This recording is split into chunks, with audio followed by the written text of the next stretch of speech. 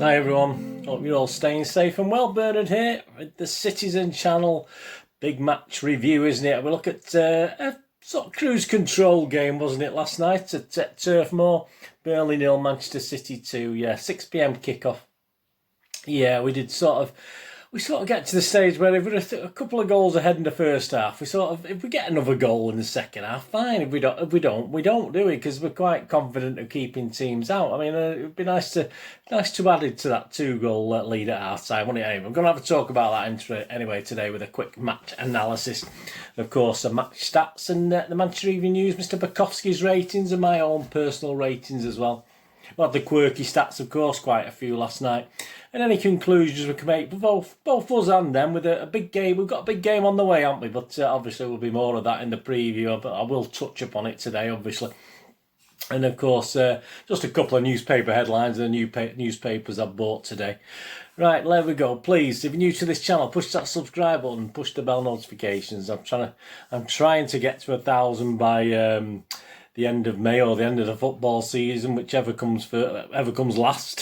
So if you can help me out and subscribe, that'd be absolutely fantastic. It's a big target, but hey, come on, give us your help, and I'm sure we can get there. And please, if you look at all the playlists on my City stuff, City history, City present, City quizzes, lots of different stuff there for all City fans. And of course, there's some film and TV stuff as well. If that's of any interest, please. If not, don't worry about it. But if you know someone who might be interested in it, please point me in my direction. I do film reviews, TV drama reviews, information blogs on what's out to buy and stuff like that. So if anyone you know is interested, please, that would help. You can point them in my direction. And there'll be a couple of links for Facebook and Twitter as well. So if you follow and friend me on there, I do check every couple of days and follow and friend everyone back. Please, all your comments are welcome. As I say, as the subscribers grow, the comments are growing, which is great. It's nice. It's lovely to get comments, and certainly with the history stuff, obviously a lot of comments about the past and their memories as well. But please, all comments are very, very welcome. If you have no time to comment, please give us that thumbs up. It's nice to get views, but it's nice to get thumbs up. So if you can just split a second just to press that little button, that'd be absolutely fantastic. Right, let's get on to last night. Yes, five changes to the Sheffield United game, which I wasn't surprised because we sort of went 5 changes for that one as well, didn't we? So we sort of changed it more or less back. I mean, obviously when I was thinking about the team, I was thinking, is he going to go full hog with a sort of tentative team for what he's going to play at Anfield? I think he probably did. So obviously when I did my little lineup, obviously I did put Zinchenko in, but I'd sort of half of mine Laporte would start at left back, because obviously I think he'll be there on Sunday for the Anfield game. But anyway, the team: Ederson, Cancelo, Diaz, Stones, Laporte, Rodrigo, Gundogan, Mahrez, Bernardo, Sterling as captain, and Jesus, the sub: Stefan, Walker, Zinchenko, Torres, Mendy, Fernandinho, Foden, Garcia and Gomez. Yeah, I got 9 right. So as I said, the Zinchenko, and obviously I think I had Torres up front as well, which rather than Mahrez. I don't think I had Mahrez in the team. I don't think Mahrez will be playing at Anfield. Anyway, a bit more on that later. Yeah, so I got 9 right. That was probably right. As I say, I think that defence last night was definitely a warm-up act for Liverpool, wasn't it? Let's be honest about it. Yeah, on social media, not many people unhappy. There wasn't too many comments about Phil Foden not playing. I thought obviously he might be rested last night. I think he will be put in for the Liverpool game. Fingers crossed. But not too many comments on that. A lot of people are happy with that back four. They thought it was great because it gives Cancelo freedom, doesn't it, to roam around by having those other 3 guys at the back. The referee last night was Atkinson, of course. His linos were Constantine Zadikis, Eddie Smart, 4th official Anthony Taylor, and VAR Stuart Atwell and assistant Marc Perry. I mean, it's a nightmare waiting to happen, wasn't it? Luckily enough, we managed to cope without any nightmares from the officials, didn't we, on the night? Who weren't perfect by any means. Yeah, the match summation and stats on the first 45 minutes, on the first bit of action. We go over to Mr. Phil Banerjee, of course, on Facebook. Yeah, please give him a follow. He does some great match reports, and he lets me sort of nick from his goal scoring stuff, just his input on that. So I just sort of I will go over to Phil Banerjee to describe the first goal after 3 minutes. Yeah, City took the lead in the 3rd minute. Sterling showed good persistence down the left, advanced and slid the ball through to Bernardo, who turned smartly and shot. Though directly at him, Pope seemed unsure as to how to react and just parried it, and the ball sat up nicely for Jesus to head in 1-0. Thanks, Phil, for that. Yeah, quite simple, wasn't it? Dead easy. I say, yeah, he just didn't know whether to punch it out, catch it. I don't know what he was doing, but A little bit poor from Pope, but we're not going to complain, are we? 3-0, it's 1-0. 3 minutes, it's 1-0. I think we huffed and puffed, prodded and poked. Pope was almost embarrassed again, wasn't he? I mean, Sterling nearly sort of shown him up a poor defensive header back to Pope, and obviously Sterling just miscontrolled it slightly. I think Pope got a foot on it, but he saved it, so he saved his embarrassment. And then we go back to Phil Banerjee for the 38th minute where something else happened. Yeah, I mean, that patience and persistence paid off in the 38th minute. City were probing with purpose, but with patience. Mahrez, who was marked, paused on the ball and spotted Gundogan go and run to the byline. Played a perfectly weighted pass for the German. Gundogan's cross was perfectly played with pace and accuracy for Sterling to steer home in just 4 yards out. It was a beautifully constructed goal and the position was absolutely perfect. It was. The supreme technique and awareness all round of Mahrez and Gundogan made it an easy finish, yet credit is due to Sterling for his positioning in arriving at the right moment to finish clinically. Yep, thanks Phil. Yep, 2-0, 40 minutes. Vidra got through, was hit it wide, didn't he? But he was actually offside, so that was not really a shot on target, was it? They had to wait to the second half. 42 minutes, Edison found Mahrez, a fantastic kick out, who sets up Cancelo's a bit of a weak shot to Pope from Cancelo. I didn't think he had a great night last night. Some people said he did, but you'll see my scores very, very different to Mr. Bukowski's later. But we'll get onto that later. Burnley offered little, obviously in the first half, didn't they? But would they have anything more in the second half? I don't know. They didn't have anyone to throw on particularly, did they? They threw a young lad on who we'll talk about later. Did make me smile. I hope it makes you smile as well. City, we just need more of the same. As I said, we just needed to perhaps add a third, but we're not going to worry too much because we were pretty much in cruise control, weren't we? So it's 2-0 at half time. 48 minutes, Gundogan nicks the ball 30 yards out and blasts just high and wide, didn't he? Yeah, that would have been a great goal if that had gone in. 50 minutes, a Gundogan ball again to Sterling, sets him through, done it one-on-one. I think Jesus was free on the right as well. Pope spreads himself, and rather than sort of put a bit of height on it, he sort of hit it low, Sterling, and just Pope's long legs stopped it. A little bit disappointing from Sterling, to be honest with you. He should have perhaps made that 3-0. 57 minutes, Mahrez scores, but it was a fraction offside. I mean, again, debatable. I mean, those lines are a bit iffy on that screen. You know, my opinion from when the VAR started, they have to start drawing lines. It's onside or offside, whichever the thing is. So there you go. 64 minutes, Burnley chance. Vidra does well, but he volleys over, doesn't he? I mean, he suck it down well in the box, and then obviously just over the bar. But I mean, that was probably the first shot on target, or first shot in anger anyway. It wasn't on target, it would have been in the net, wouldn't it? 64 minutes, Cancelo went off, Zinchenko came on. We didn't see the join really, did we? Zinchenko did a good enough job when he came on. 70 minutes, Jesus was kicked in the penalty area, wasn't he? But no, I mean, the channel I was watching, was it beIN Sports or something? They didn't think it was a penalty, but apparently one of the other channels did, and I thought it was a penalty. He kicked him. But VAR didn't bother. I mean, it wasn't obviously a clear and obvious mistake by the referee, but the referee was never going to miss it, was it? And then I missed Edison getting booked. I believe he got booked for rushing out, but I missed that because my stream went for a couple of minutes, so I have no idea. I just found out that Edison was booked, so you'll have to let me know. Let me know in the comments what he did, because I did see an image this morning of him out sort of kicking it sort of with a Fort Burnley player, but I don't know what did he get booked for. I have no idea whatsoever. I'm not read up on that one. I've had no time this morning, just getting in from work. 77 minutes, a desperate Burnley throw. 77 minutes. Just to show how desperate Burnley are, they throw on a soft drink, don't they? Called Umbongo. Is it Umbongo? No, it's a Mumbongo, isn't it? But I tell you what, he could have been on from the start. I think he would have caused us more trouble. But yeah, I must admit, forgive my immaturity with the Umbongo, but that's my immediate thought when he came on the pitch. I'm so sorry. 90 minutes, Sterling jinx to create space in the box straight at Pope. Yeah, he could have again made it 3-0 again, which he could have done early on. 3 minutes injury time. Nothing much happened. Full time, 2-0. Comfortable, wasn't it? As I said, cruise control from City. I don't think we need to say any more, really. Burnley perhaps offered nothing. Vidra was probably their best option, but again, didn't do too much. Ref watch, pretty poor. 6 is my starting mark. I'll give Atkinson 5.5. I think he perhaps should have given the penalty, but hey, I'll give him the benefit of the doubt on that. But it's still a pretty poor display by him in VAR anyway. So I'll give 5.5 and include all the other officials in that as well. Match stats, Burnley 2, City 13.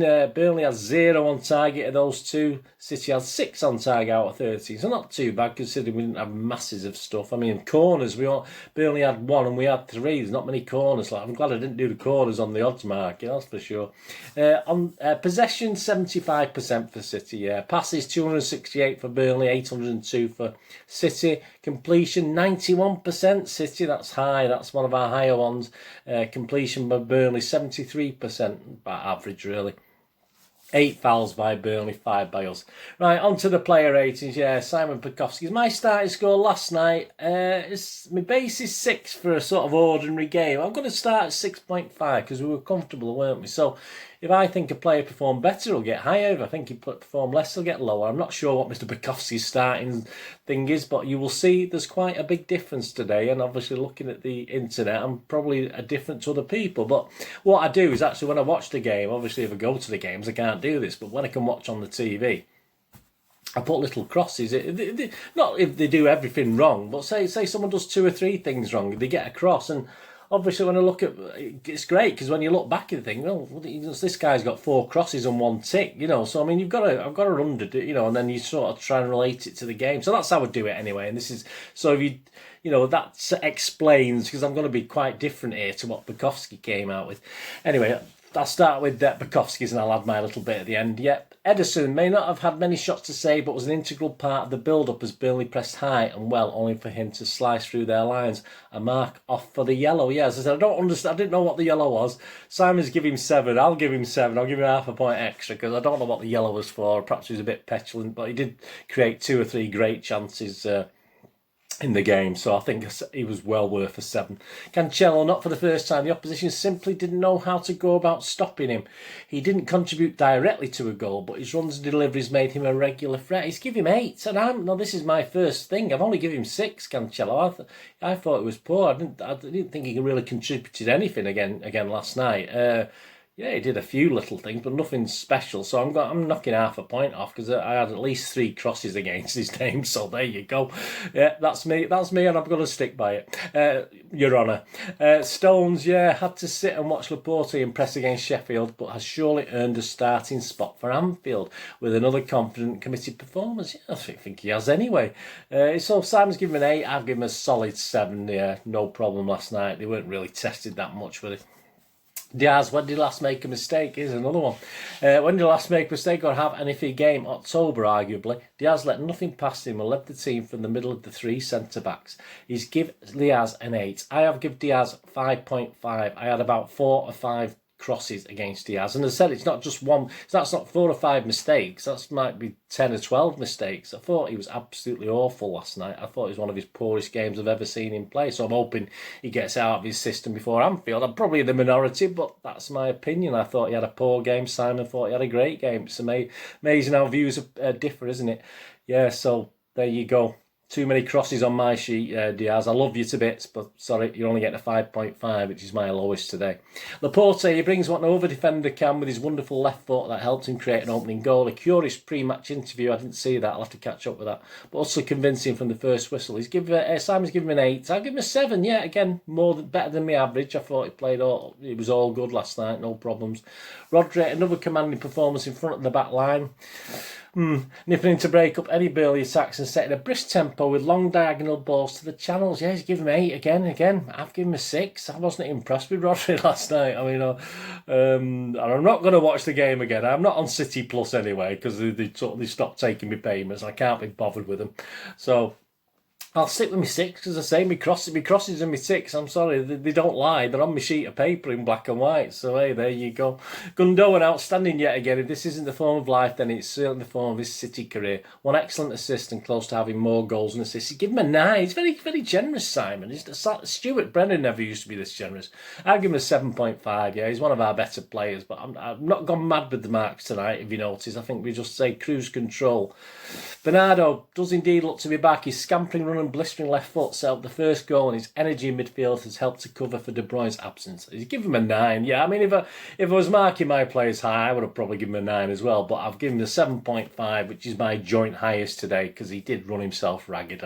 I remember him going over to the corner flag near the end of the game and sort of blowing out a breath, and I thought, oh, bless. I thought it was fantastic. I thought he had a great game, but I won't tell you who my man of the match was, but you probably know now. I thought he had a wonderful game. He never stopped. City were in cruise control, but I tell you what, Bernardo just never stopped. He wasn't in cruise control. He was putting his body on the line for 90 minutes last night. Mahrez, unfortunate not to get on the score sheet, but fully played his part. Excellent team performance. His vision for the second was key. Yeah, he's given him an 8. Yeah, I give him a 7. He's certainly better than average, Mahrez. I thought he played okay last night. Slowed it up a little bit too much sometimes, but that's what he does. It's not his fault. Sterling, one of his happier days at Turf Moor. Bright from the start, good for the opener, and he had Lowton's number all night. We'll feel he should have scored, but he goes, yeah, he did start really well. Good showing, he said, Simon. He's given him an 8. I'll give him a 7.5 again, which is one of my highest, which I've marked, obviously, for the goal, but he could have had another 1 or 2, but he did play one of his better games, so I'm going to give him a 7.5. A little bit more of that, perhaps, and a little bit better. We'll be all right. He'll be all right. Jesus, 2 goals in 2 games, and this was Jesus' close to top form, and even he still doesn't quite have full confidence in front of goal, has certainly put forward a decent case to start on Sunday. Absolutely, yeah. He's given him an 8, Simon. I've given him a 7, a bit better than average. A good goal, but apart from that, he did his normal thing, but that's what you want, innit? If he can just contribute a goal or 2 every game and do nothing else, I'll be quite happy with that. Zinchenko for Cancelo, 63. Yeah, look comfortable. I'm not going to mark... I'll just give him the average mark, obviously. I'm not going to mark up or down Zinchenko. He looked comfortable when he came on. Spending majority of his time next to Rodri in defensive midfield, keeping the game ticking. Yeah, he only did 27 minutes or so, 30 minutes with the injury time. So, yeah, Simon gave him a 7. I've given him the steady 6.5. Yeah, and if you know, the City's a man of the match. Yeah, it was between Gundogan and Bernardo. Even though Sterling, I scored the same. I think Gundogan and Bernardo were the outstanding. But I'm just going to give it... For his sheer industry, as you probably know, I'm just going to give it Bernardo last night, because I just thought he was absolutely tremendous. I thought he never stopped. I mean, he's obviously he's got to start at Anfield, hasn't he? If he's not too tired, he's probably too tired to start at Anfield. He's probably knackered, the poor man. He's run himself into the ground last night. Some of the quirky stats, up to Joe. City have won their last 7 meetings with Burnley in all competitions. We've now won 8 by an aggregate score of now 30-1, including 5-0 Premier League and 3-0 League Cup victories against the Clarets this season, and now a 2-0 victory. Gundogan has scored 7 or assisted 1 in his last 10 Premier League games. That's 8 in total. As many as his previous 61 appearances combined beforehand. There you go. Well, he's on fire at the moment. Let's take advantage, or let him take advantage at Anfield, eh? Ryan Sterling has been directly involved in 150 goals in all competitions under Pep. 99 goals and 55 assists. 8 more than any other player in this time for Manchester City. Jesus has scored 68 goals in 107 games he has started for City in all competitions, netting in each of his last 3 starts. Yeah, that's pretty impressive, isn't it, if you just look at the basic facts. City have won their last 13 games in all competitions, the longest winning run by a Premier League side since Arsenal between March and August 2002. Yeah, a record would be 14, but yeah, we've got to go to Anfield. Oh dear. Man City have now kept 6 consecutive clean sheets in the Premier League for the first time since October 2018 for the third time in the Premier League era overall. Stats City. Sterling has now scored 110 goals for City in all competitions, moving ahead of Dennis Stewart, 109, into 14th place in the all-time goal scorers chart. Sterling has now netted 50 first half goals for City in all competitions and 60 second half. There you go. He's a late bloomer, isn't he? City's last 2 goals against Burnley have come from headers, despite there not being a single header in the previous 32 goals against them before that. Yeah, so that was obviously when Jesus put his in. Gabi Jesus has now scored 4 goals in 8 appearances against Burnley in all competitions. Only against Everton has he scored more goals against a single opponent. There we go, with 7. He scored 7 against Everton. Bring them on. Gabi Jesus has now scored 75 goals for City in all competitions, overtaking the amount Carlos Tevez scored for the club, 74. This is the 150th match in which Raheem Sterling and Ederson have appeared together. Best buddies, obviously. Yeah, the headlines, just have a quick look. Yeah, the Daily Fail. Yeah, It's lucky 13 as City steam on. Jesus gets one over on Pope as streak goes on for Guardiola's unstoppable juggernaut. Of course it is. There you go. The Daily Fail. They're always failing. Oh, interesting one here. We are Daily Star. Pep's so powered up. They think it's all's over. Yeah, we got a despondent Liverpool, haven't we? This is what we like to see before we play them. I mean, surely we're due. Surely we're due a win there. Now, if we don't win this time, we may as well give up. More of the same. Sterling nets in most predictable of victories. It certainly was, and some great images there of the goals last night. And our own MEN's always has 2 or 3 little headlines, doesn't it? We're ready, Jurgen. Obviously, there they are. Blues fired out Anfield warning with 13 straight win as Klopp's men slip up again. A great picture of Jesus there. Happy chappy. Here we go. Now it's time to end the curse of Anfield. Yeah, we got this out of the way. We've only got Liverpool to worry about now. Let's get it done, boys. Let's do it. I mean, we used to have this trouble at Old Trafford, didn't we? But I mean, you know, we buried that, so come on, we can bury Anfield. But I say, we'll talk on more on that, obviously. Pep warns rivals will get better. Garcia has played key role this year. I don't care less. Sterling, we're ready for Liverpool. There you go, Raheem's confident. Sorry, Mr. Garcia, I've no real interest in what Garcia has to say, to be honest with you. I have not one jot of interest. Yeah, conclusion, yeah, for City, yeah, of course, we'll talk about it in the Anfield Liverpool preview, won't we? But, yeah, I think that's more or less the team, don't you? There with Mr. Foden added to the mix, I would have thought. And who will Foden come in for? That'll be interesting. That'll be interesting to see who is he going to drop for Foden. Personally, yeah, I don't know. Obviously, with Mahrez, obviously playing on the right. I mean, obviously, if he drops Mahrez, obviously it will sort of mess up the formation a little bit. But I want to see Foden against Liverpool. I think he's saved him. Hopefully, he's saved him for his sheer energy and youth. And as I say, as long as Bernardo's come out, I mean, he might have to replace Bernardo. He might be that tired that Foden will have to come on for Bernardo. But yeah. Be interesting, but obviously join me for my preview of the Liverpool game anyway. We'll talk about that a little bit more. As long as everyone's come out of the game okay, which I don't think there's any injuries last night. I think that's okay. Burnley, quick word on Burnley. Yeah, they've got an 8-point cushion, haven't they? 4 from the bottom at the moment. I mean, that's not. It's okay. It's not massive, but and they got players to come back. As I say, I thought obviously 1 or 2 of those players who didn't play last night were coming back to face us, but obviously they've still got their injury problems. But the end of that day, I think once they get them, I don't think those guys would have affected the game last night, to be honest with you. I know my commentators were going on about, you know, they're missing the 2 guys up front, but they've not done much against us recently, have they? So I wouldn't have thought it'd be any difference whatsoever. I had Mr. Steve Warnock on my commentating. I mean, he was talking about a Burnley onslaught in the second half at one stage. I mean, just, you know, before half time, he said, oh, well, there's going to be a Burnley onslaught in the second half. Well, perhaps when they put Mbongo on, I don't know, sorry, mate, I just think it's a funny name. It's like, you know, mine's funny. It's how it is. Yeah, Mbongo. But as I said, they put him on a bit early. I think he might have caused a bit more trouble. He did leave his foot in as well, didn't he? It wasn't very nice. I wasn't very impressed with that. Stick to playing football, mate. Yeah, so yeah, I think they'll be all right. I'm sure Dyche will have them. I don't think they'll get dragged into a relegation battle, but you know, they've got to start beating the teams around them and get some players back as well.